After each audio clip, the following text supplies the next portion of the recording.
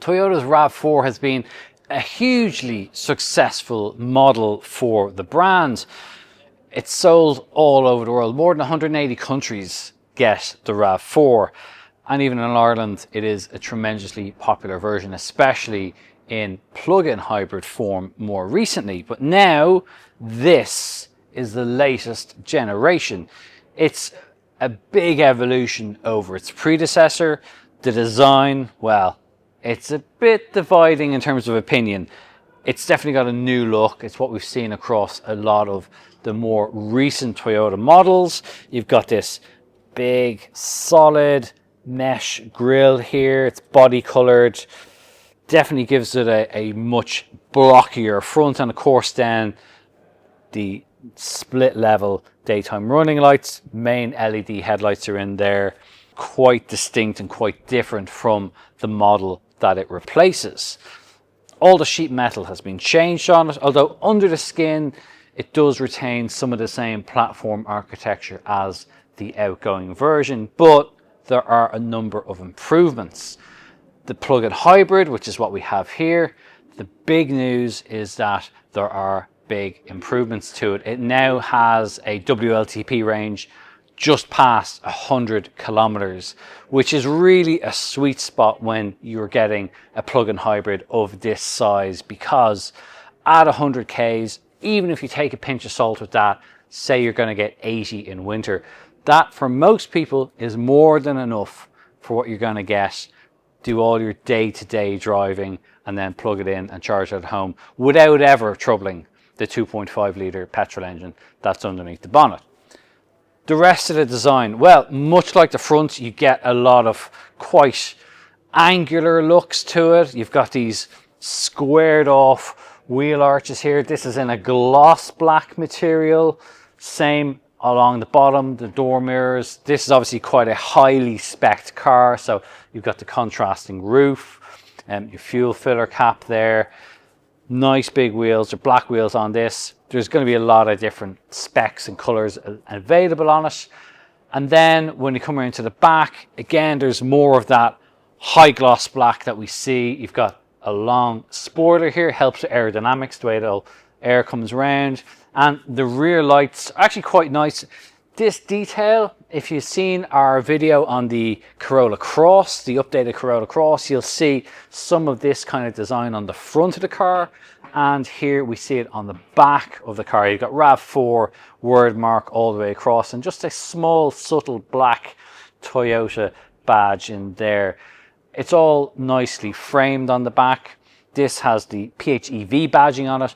There is a regular hybrid as well, so if you don't want to have the plug-in hybrid, you can still get a normal hybrid version as well. Shallow enough bumper. I'll just open up the tailgate here. Electrically operated tailgate on this version. And look at it, this is really useful. Look how low that load level is. That's a real plus if you are going to be putting in bigger, heavier items. Look how wide the aperture is as well, really wide across here as well. So that again is nice and useful, nice and practical. Even these rear wheel arches don't intrude all that much. So you will get a decent amount of stuff in here. And you've still got 60-40 split rear seats. They can also recline as well. So I'll show you that when I'm sitting in the back. But yeah, very practical back here. That's what we like. And of course, yes, electrically operated tailgate is very useful to have.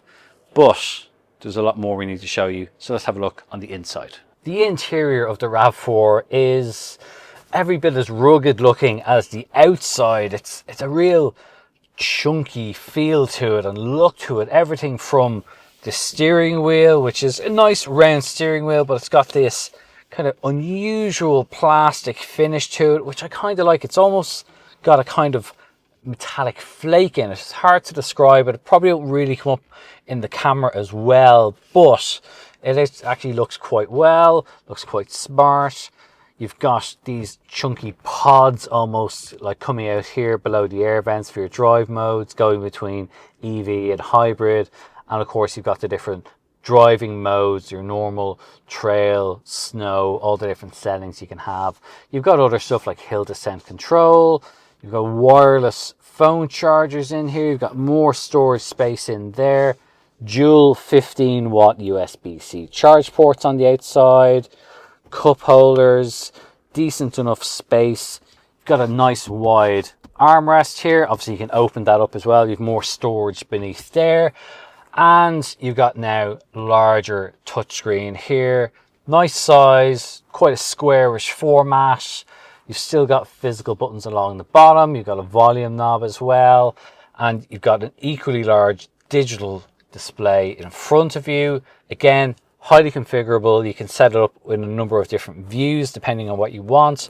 Very easy to show all the main driving data you want. There's also a color head-up display too, projects out across the front of the bonnet. So all that works very well. There's still a lot of physical buttons, which I like in here. Not everything has been pushed into the touchscreen. So, you know, you've got all your column stalks, you've still got physical buttons for the windows, your door memories, all these functions like activating your camera view if you need to do that.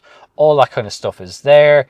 Of course, there's all the latest driver assistance and safety systems in this car, including a driver monitor that looks back to make sure that you're not distracted, you're not looking down at your phone when you're driving. Of course, you don't need to look at your phone because all of this system has all the usual smartphone mirroring as well. So you can have all that stuff there. The seats, nice, comfortable, decent amount of side support. The bolsters here, they're not overly sporty. And there is a GR Sport model as well. If you do want something with a bit more of a sportier look, that gets different interior details. It also gets different exterior styling package as well. And I think that's really going to be popular with certain buyers that do want to have still a practical family car, but want something a little bit sporty looking on the outside. But overall, yeah, this feels rugged, feels tough, looks good.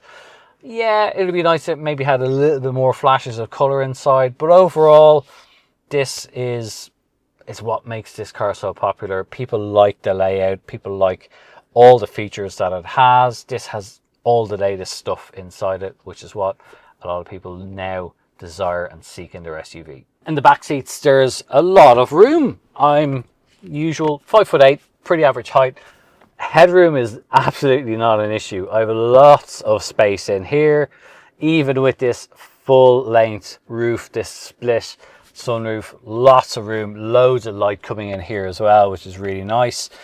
Big side windows as well, and actually quite wide space between the front seats, so you can really get a good view of everything. Obviously, yes, both of these outer seats, you can get child seats in. They've got the Isofix points in them. You can pull down the armrest if you're not using it. You've got two USB-C ports back here, 15 watt, which is useful enough to charge your devices up. You've got pockets in the backs of the seats as well, and you've got vents that you can adjust. You can't adjust the temperature in this particular model, but at least anyway you do get a little bit of ventilation back here. And door bins, not that big. You'll get a big bottle into it, but that's really about it. There's a big enough door handle here where you pull the door closed. In fact, you can nearly stuff some bits and pieces in there as well. But overall, yeah, it's quite roomy back here. Any adults are going to be very comfortable. There's only the smallest little hump in the floor in between, so that's not too bad. So most people will be able to get around this, and if you've just got kids in the back, they are going to feel like they've got lots of space in here. Toyota offers 4 different powertrain options. There's the hybrid or the HEV version, which has a 2.5 litre engine. That's available with front wheel drive with 183 horsepower and can accelerate from 0 to 100 in 8.1 seconds. There's also an all-wheel drive version of that, which has 191 horsepower, and that's a little bit quicker. It will accelerate from 0 to 100 in 7.8 seconds. The plug-in hybrid, which could be the more popular one depending on where exactly in the world you are, also has a 2.5 litre engine, but it does have that added bonus of the electric motor. So as well as having a long 100-kilometer electric driving range, you've also got more power. In the front wheel drive version, it's got 268 horsepower, will accelerate from 0 to 100 in 7.3 seconds, while the all-wheel drive version is the most powerful RAV4 to date. It's got 304 horsepower and will accelerate from 0 to 100 in just 5.8 seconds. In terms of handling, it should also benefit from that plug-in hybrid system. Toyota has made the body shell 9.7% stiffer. The center of gravity is lower, and if you go for the GR Sport version, not only do you get 20-inch wheels, you also get upgraded suspension. So that's our first look at the all new RAV4. What do you think? I think it looks pretty chunky. Maybe it's a bit too edgy, but we don't know what you think. So get into those comments below. Tell us what you think about this. Do you have a RAV4 already? Is this now going to be on your shopping list? We would love to know, but also just tell us, give us your opinion on what you think about this. If you want to know more about it, do pop onto our website. It's CompleteCar.ie. It's in the link below. It's a great resource for all the latest news, reviews, and if you've got any motoring questions, we've a fantastic Ask Us Anything section as well, and we'll get in touch and answer any motoring related questions you might have. In the meantime, it's just left me to say thanks for watching. See you on the next video.